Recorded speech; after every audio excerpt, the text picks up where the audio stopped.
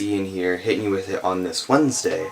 Yeah, so I know this video is going up a little later than usual. I talked to Charlie about it, and I'm going to start uploading on Wednesdays now, just because it's a little more convenient for my schedule, because I'm always getting scheduled on Tuesdays for work, then the Monday after, then that Saturday.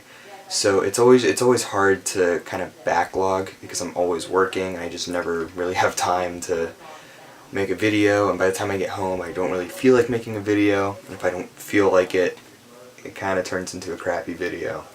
So with that in mind, being able to upload Wednesday gives me more time to make a video and not rush one out. So yeah, hopefully that goes out well. I'm pretty sure it will. So what I'm going to talk about today is, oh, and apart from that, I don't get scheduled on Wednesday. It's actually a day that I told them that I can't work. It was for a school reason, but then that reason's over, and I forgot to change it, so now I kind of have said a reason. But whatever. So I wanted to just talk about some work tips, because I've been working at Target since December now, and might as well just share a couple like insider things. So if you're new to working there, yeah, hopefully this will help you out. So I think rule number one is you're gonna get bored of cashier work, and you're not the only one. Trust me. I thought I had like the easiest job ever at first, and then easy turned into just pure boredom, and it's not fun. So if you can, I would ask to cross train. Me personally, I really like hard lines, and I've pointed it out to them multiple times. So a lot of times during my shifts, even if it's like relatively busy, to an extent, I mean if we're getting completely smashed, it's oh well, be on a register. But a lot of times I'll push reshop, and it's basically just going to guest service, getting whatever cart's full, going to that area and putting stuff back if I can. Unless it's like damaged, we won't put it back. Depending on what it is. But yeah, so sometimes I'll have just a few hours of myself to do reshop, and it's really fun.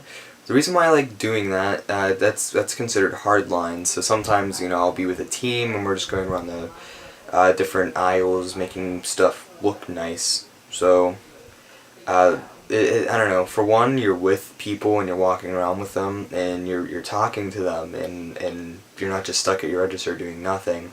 I think that's really fun. I like doing that a lot, and like I said, you're really just with a team there, and you can't beat that. And you're really accomplishing something. You know, as a cashier, you're just sitting in one spot, and it's an endless cycle of people coming in, and you kind of just get bored of it. So as hard lines, it's fun, and you actually accomplish something. You look at the iron and you say, damn, that looks good. Of course, until 20 minutes later someone else comes and ruins it.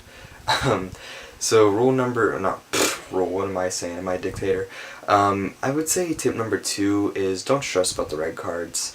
I see so many people who come in, it's like their first couple of days, and they're like, oh man, I didn't sell a red card yet, oh my god, I'm doing terrible.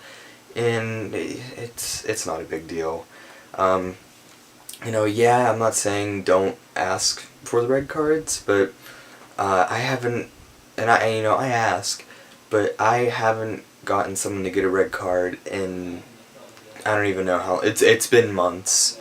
Many months since I've last gotten a red card, and for a little while, like every couple weeks, I would start a shift, and me and Bill actually said this in a podcast. I don't know if it's up yet. It might be in the work life one, where it was like, Ian, you got 300 guests within the last week, and you sold 0 red cards, and Bill just said, cool, and it was something so stupid, but it really just made us laugh, because it's whatever, like, and I know some Targets are different, but with mine at least, you can have 0 red cards for as long as time goes, and you don't even get the slap on the wrist for it. It's just, make sure you're asking, I am, okay good, go on check lane 6.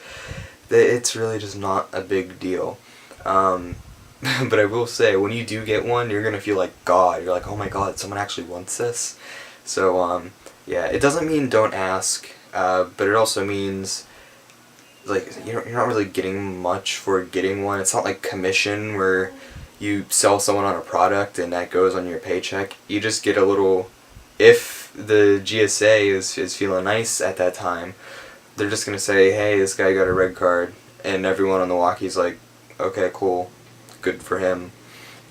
So if you forget to ask or you're just not feeling it, they're not going to get on you for asking. I know a lot of people will say, well, what if they're secret shoppers? I mean, I'm not condoning saying don't ask, but I haven't gotten in trouble for it, and I've been there for almost a year now, and it's whatever. Just make sure you ask every now and then. If your boss is nearby, make sure you ask or they're going to hear it. And yeah. Another thing, if you have some kind of vacation date, obviously you put it in through the EHR, the My Time Self-Service, be on them on that. I actually had a situation where I had a date where I was going to Mexico, and a month later it was a date where I was going camping. Instead of a month later, I accidentally made it a week later. So I went to, and the whole thing got like denied because whoever did it was like, I have no idea what this is, because it was messed up. It was something that I did. It was my fault. So I went to my GSA, and he's also HR. I don't know how that works, but that's what they say, so I go with it. I said to him, hey, here's what I'm supposed to have. I messed up and did this. And he was like, oh, okay, that's fine. Just tell me the date that you need off for Mexico and the date you need off for camping. I'm like, alright, cool. Here's the camping date, here's the Mexico date.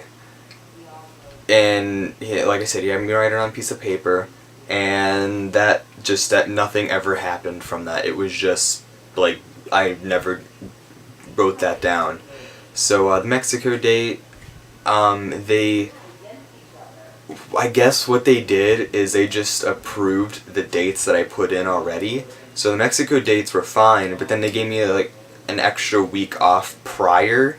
I don't even know. They just did like a complete derp. And when camping came around, I was like ready to go for the trip, and they uploaded the schedule, and I'm like, and they scheduled me for the camping dates, and I'm like, well, they're beat. So I do my thing. I say, background noise, okay. So I'm like, hey, I requested off, and I'm scheduled anyways, and they're like, oh, sorry, put your name on the shift request board. I'm like, okay, just call someone and say, can you pick up a shift, but whatever. I do that, and I guess no one takes it, because I'm in the middle of my camping trip, and they call me and they say, hey, you're scheduled at this time, where are you? I'm like, camping? I told you guys multiple times now. What are you doing? And they're like, oh, it's just probably miscommunication. You just didn't listen. So you're gonna teach people how to use Cartwheel. It's a given. Everyone does it. So it's best that you download the app yourself and get to know the ins and outs of it. A lot of people are gonna say, or they're going to read a sign that says 40% off on Cartwheel, then they're going to scan it, not know what a Cartwheel is, and say, why didn't it show up 40%? You just got to be ready to make people feel stupid. You're going to deal with stupid people all the time. All of the time. It's as simple as that. So you got to have some impressive patience, because it's to a point where you just see the same thing over and over and over again, and you're just kind of numb to it. So it may seem a little agitating, but you get used to it. Get to know the ins and outs of your computer as well, just because the training is super brief. Like, you breeze through everything in like 10 minutes, and you're thrown on a register. At least it was for me. And it was just like, for a month, I was still learning everything, and I was just by myself, just at a register, doing nothing, if I needed help. But now, you know, obviously I learned everything, and I don't really need help if a certain situation happens. I know how to deal with it. So just be ready for that, because there's going to be something that you don't know, and it's not your fault. It's just the fact that the training is super brief. And now, I don't know if every Target does this, but the operating system, or like the layout of the self-checkouts, has changed. So if you need to go in and change something for a guest, you are greeted with a new layout that looks just like, once you sign in, the layout is no longer the blue assist mode looking thing. It looks like the actual computer, so it makes it a lot easier for us employees to know what we're doing. Because sometimes the assist mode was like really clunky, or it wouldn't let you do certain things, but now it's pretty much a carbon copy of the computers that you actually use at a register. So that's a huge one-up. Another thing, Saturdays are the busiest day of the week. You're gonna get scheduled on Saturdays. If you try to request off, good luck. It's probably not gonna. No one's probably gonna take it unless you're lucky. Saturdays are just the day, and chances are Target is gonna not schedule enough people that day, at least mine, and it's gonna be even more busy. So again, just be ready for that. But yeah, you know, I could go on for a million years of just different things that I kind of do at Target, or things that kind of help me out when I'm working there. But I'm sure there's other videos that explain that as well. So if you like what you saw, this has been Ian from Alpha Clock. See you next time. Hey guys, hope you really liked that video. And if you did, please like, comment, share, and subscribe. You should also check out our Twitter, Facebook, and Tumblr. See you again soon!